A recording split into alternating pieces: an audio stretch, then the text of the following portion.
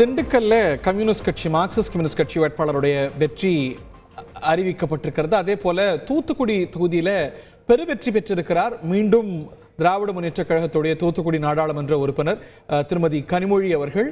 கனிமொழி அவர்களுக்கு எதிராக போட்டியிட்ட அதிமுக, தமாக உள்ளிட்ட அனைத்து கட்சி வேட்பாளர்களும் டெபாசிட் இழந்திருக்கிறாங்க.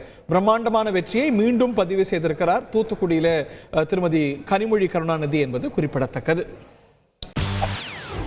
செய்திகளை உடனுக்குடன் தெரிந்து கொள்ள உடனே சப்ஸ்கிரைப் பண்ணுங்க.